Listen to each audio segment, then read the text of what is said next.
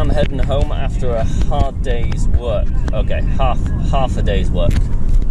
And in the interest of being honest moving forward, I just wanted to take a moment to have a chat with you about the sorry state of affairs that is our political and social climate.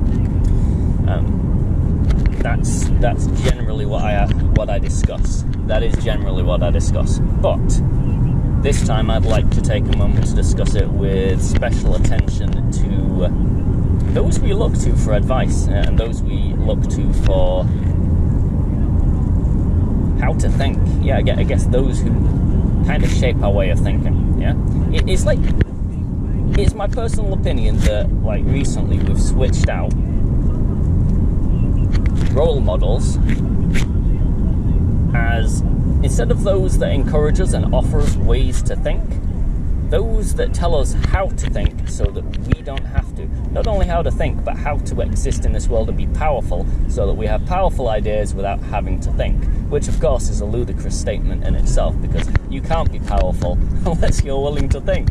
I have this belief that even if you have absolute truth in your hands, let's say you're handed concrete absolute truth, yeah? I have this belief that you'll have to test it for yourself. You see this with kids and teenagers. They need to test to see if what they're being told is reality matches reality. They need to make a few mistakes, etc., etc. But the other thing is it's not just that you will have to, but it's kind of like it's built into reality and our psychology to know that unless we test a thing, we can hold the truth in our hands but still be deluded.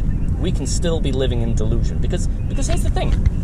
If you're living a thing without testing it, how do you actually know if it's the truth? Therefore, you can hold the truth but still be living in delusion. Yeah, you can still be deluded.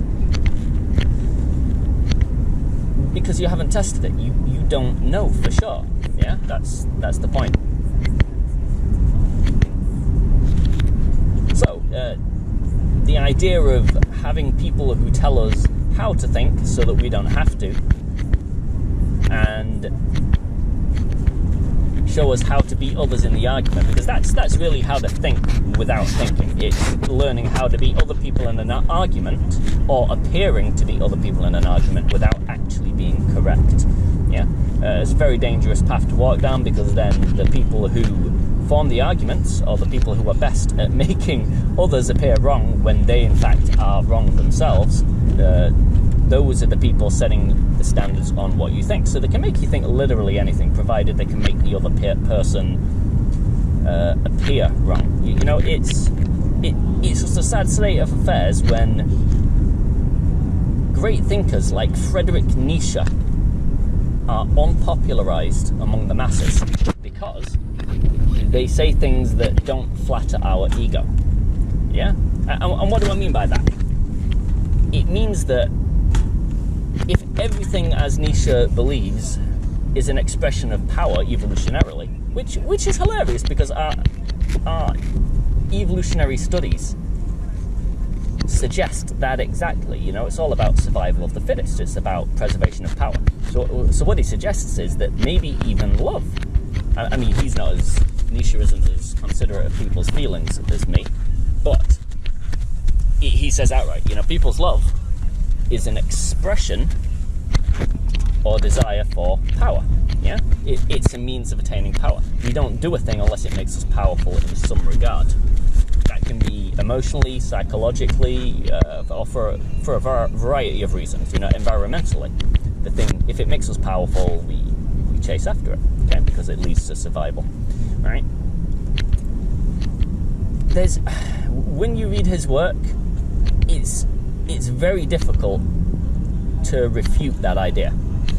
However, it doesn't make people feel warm and fuzzy inside, because it's not love. It's not magical, is it? You know, it is magical because it's like so much variety. So if you just think about it and open your mind a little bit, it's incredibly magical, because all this variety and potential and emotion, it can all come from a single source. a will to power, as Nietzsche words it. Now, I'm not saying beyond the shadow of a doubt that Nietzsche was 100% accurate, okay? What I am saying is it's a possibility. And it's like, we're not interested in anything nowadays that doesn't make us feel warm or fuzzy inside or give us power, which is hilarious, actually, because we deny people... it's like we understand that a lot of what we do is because it makes us powerful, but we are also very willing to deny why we're doing it. So it's like we get to have our cake and eat it too. It's like we get to be powerful. We get to exercise that power over others through virtue signaling and otherwise. And if you loved me, you'd do this for me. Yeah, we get to do these things, right? But we don't have to admit that it's about power. So we get to have our cake and eat it nowadays. That's what Piers Morgan, okay, and Lorraine Kelly. Not so much Piers Morgan. Okay. But it's certainly what your morning breakfast shows try to make you believe, okay? Anything that makes you feel warm and fuzzy inside, yeah? Even where we have characters like Piers Morgan that challenge the norm, they challenge the norm in safe ways. They're not really fighters. They're fighters in the sense that they'll stand up for the thing that's just on the edge of what you're allowed to believe. It's still a popular idea. You won't catch Piers Morgan standing up for an idea that doesn't have a backing, is what I'm saying, yeah? Because they'd lose ratings fast, yeah? He's playing to a type of psychology, which is clever, from a ratings perspective, but it's just not so clever from a truth perspective, because it means that even if he believes a thing very, very strongly, he might never stand up for that idea, yeah? Anyway, I'm digressing. The point is, we've sacrificed or traded in great thinkers that make us look at the world in a way we might not want to look at it for those that make us feel all warm and fuzzy inside, okay? Which is a sorry state of affairs, isn't it? It shows not only that a fragility is being bred into us, but that we ourselves are willing to sacrifice potential truths, yeah? And I say potential truths, okay, on behalf of that comfort, yeah? Or being able to have our cake and eat it too, yeah? So, I think that's what I'm trying to say.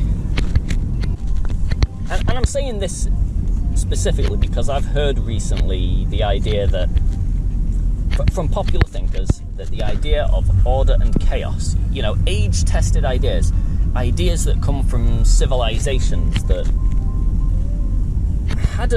were granted an alternate perspective to the one we are, yeah? It's like, if you think about that, the arrogance of the claim or the belief that you can believe a thing, or that you are going to hold an idea or a belief that is going to have more value or be able to erase the value of beliefs that come from a time that you can't yourself experience, and experiences that you yourself would never expose yourself to, okay? These people went through some rough situations in order to draw the conclusions they did. The idea of order and chaos, it applies so broadly. I can't help but think it's also an attempt to polarize belief, yeah? Because here's the thing, with the idea of order and chaos, there is the idea of these states in polarized form, yeah? But that doesn't mean that that's how things work. Order and chaos also suggests that there needs to be a playoff in these two things, a balancing, in order for there to be, in order for a thing or a system to work, okay? Everything's made up of these things. They're either primarily chaotic, primarily ordered, or well-balanced, yeah? And if you want to convince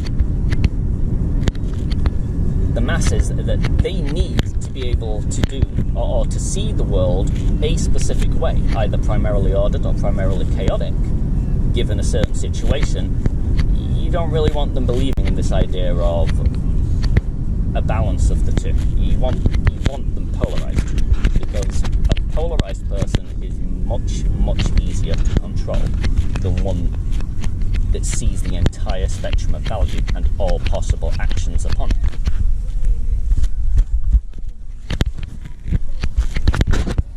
So yeah, what I'm saying is it's an incredibly arrogant way to look at the world for Lorraine Kelly and Piers Morgan, or thinkers alike, modern thinkers in general, to think that they know more about these things, or that because they're modern,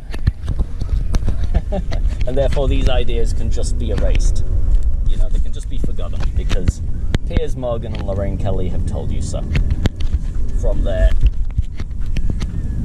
entirely different experiential seats, they've experienced the world completely different to how these people did, and it's like, I don't know. I think we are trading in valuable ideas for the ideas and opinions that make us powerful short term, but haven't been tested. They haven't been time tested. Yeah. These other ideas, they've survived the test of time. They still apply, they're still important to people. They still seem valuable, they still make sense, and they make sense on a lot more fronts than anything you're likely to be fed on your morning breakfast show. Yeah, that's all I wanted to say. Just wanted a little rant. Maybe get some of your information from outside sources, because as we've seen in recent times, if you get all your information from a single source, they can make you believe. That single source can make you believe whatever it wants you to believe. Especially if that single source can make you powerful in the process. Thanks for listening, you beautiful, beautiful unicorns. Stay magical. It pisses them off.